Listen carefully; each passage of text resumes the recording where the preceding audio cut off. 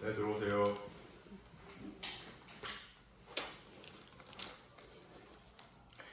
관리번호 8번입니다.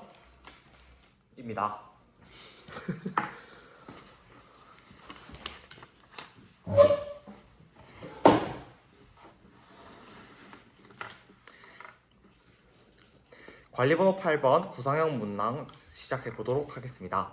우선 구상형 1번 답변 드리겠습니다.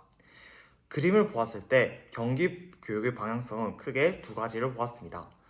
학교를 기준으로서 첫 번째, 지역 교육과 협력을 하는 것입니다.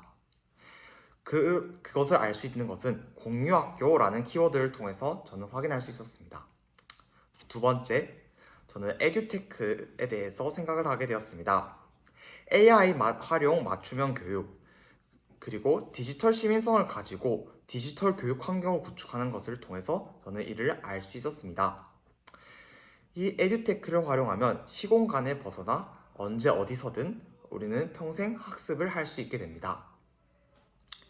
이를 활용하여 저는 학급에서 첫 번째 교육과정, 두 번째 학급 경영에서 어떻게 활용하는지에 대해서 말씀드리겠습니다.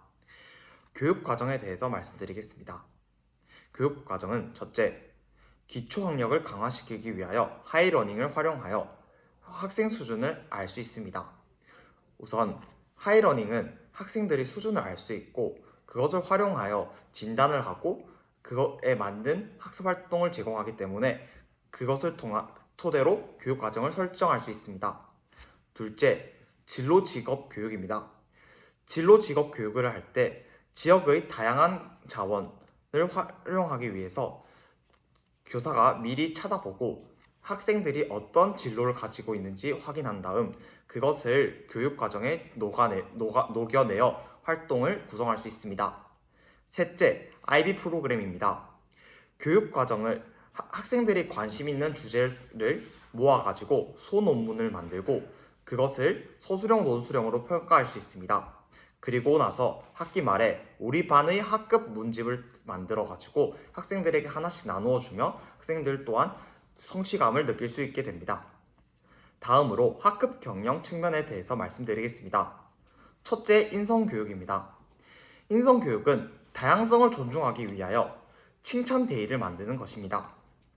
칭찬데이를 통해서 다른 친구들의 다양성을 존중해주고 그 칭찬을 통해서 자신감을 북돋아 줄 수 있습니다. 둘째, 디지털 시민성을 위해서 학급 사이버 지킴이를 만드는 것입니다. 학급 사이버 지킴이를 만들면 사이버 폭력이 일어나지 않을 것이며 디지털 시민성을 기를 수 있게 됩니다. 마지막으로 셋째, 창의적이고 자율성을 위하여 학생들이 학급 규칙을 직접 의견을 낼 수 있도록 학급 회의 시간에 아이디어를 낼 수 있고 그것을 투표를 통해서 투표를 통하여 정한 뒤 학급 경영에 반영할 수 있도록 하겠습니다. 이상입니다. 다음으로 구상형 2번입니다. 저희 교육과는 실패를 두려워하지 않는 것입니다.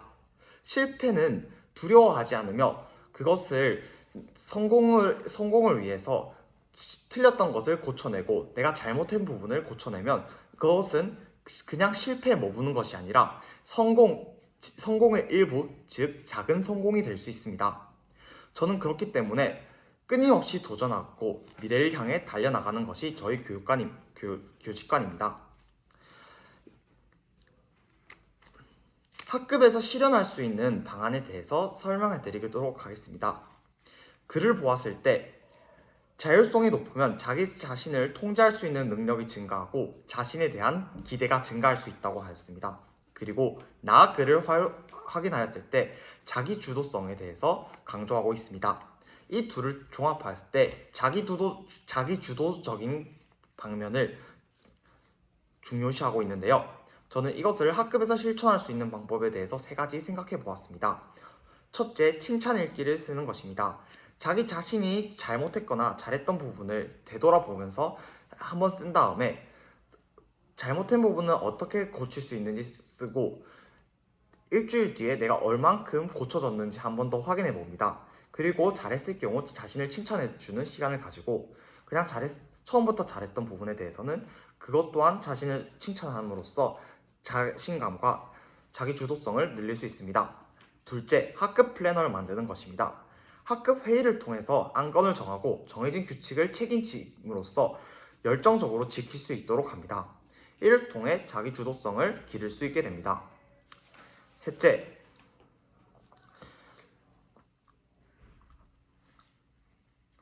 다시 하도록 하겠습니다. 셋째, 학급 영상을 찍는 것입니다.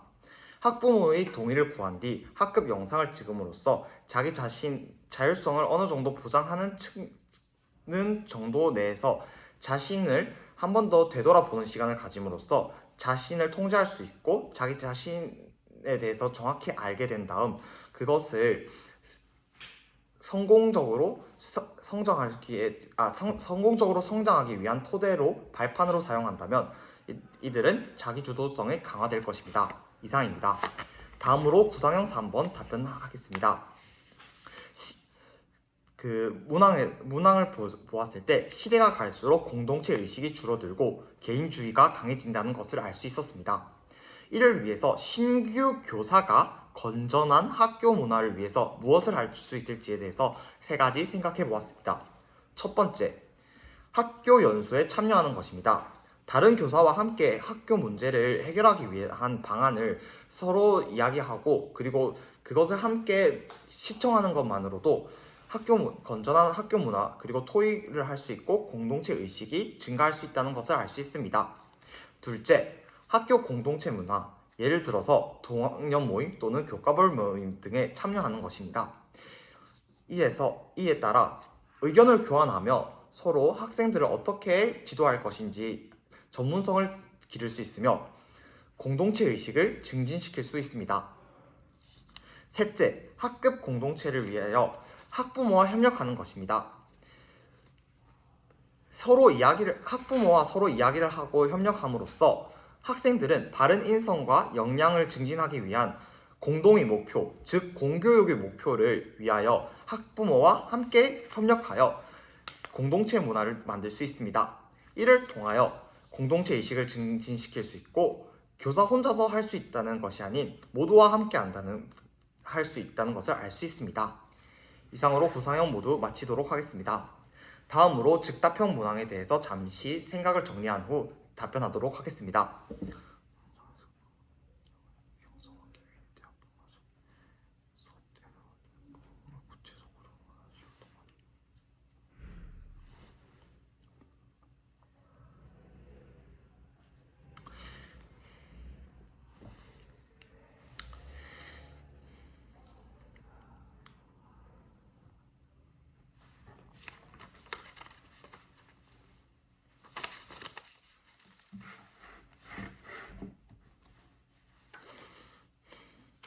제가 생각하는 교사의 역량은 다시 하겠습니다. 즉답형 1번 문항 답변 시작하도록 하겠습니다. 제가 생각하는 교사의 역량을 형성하기 위해서 교사의 역량 중 가장 중요한 것은 바로 실패를 두려워하지 않는 자기 관리 역량이라고 생각합니다. 이를 위해서 저는 다시 하겠습니다.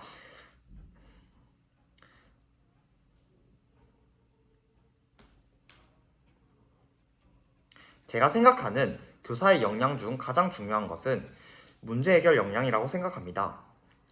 제가 대학생 때 교육봉사를 위하여 기독육아원에 교육봉사를 다닌 적이 있습니다.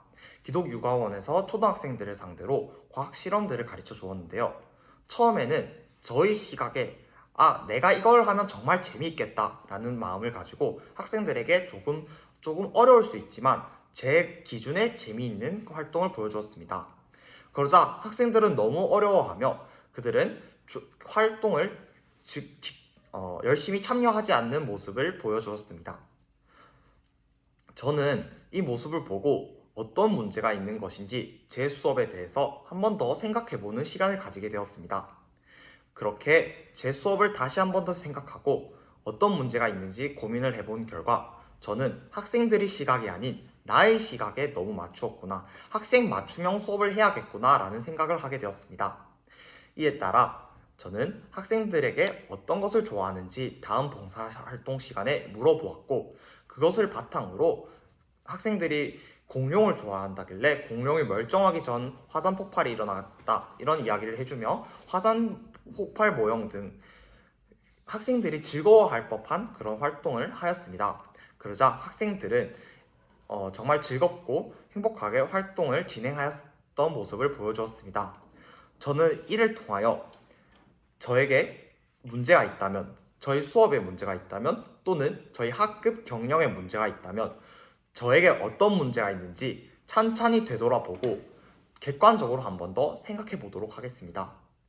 그렇게 생각해 본 다음 어떤 문제가 있는지 확인하고 이를 해결하기 위해서 어떻게 할지 계획을 세우고 그렇게 문제 해결 역량을 기르며 학급을 운영하거나 아니면 학교를 운영하는 동안 생기는 문제에 대해서 잘 해결해 보도록 하겠습니다. 이상으로 즉답형 문항 1번 모두 마치도록 하겠습니다. 다음으로 즉답형 문항 2번 다음으로 즉답형 문항 2번을 잠시 생각해 보도록 하겠습니다.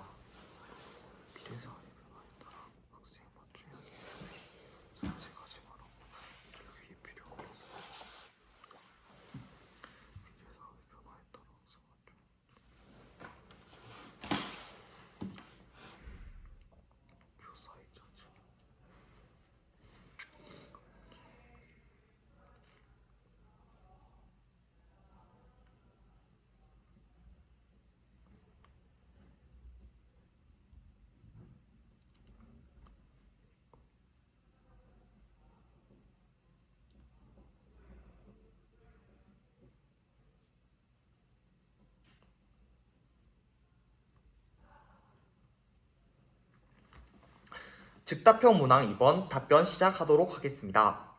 미래 사회의 변화에 따라 학생 맞춤형 진로 교육의 필요성을 우선 3가지 말씀드리겠습니다. 첫째,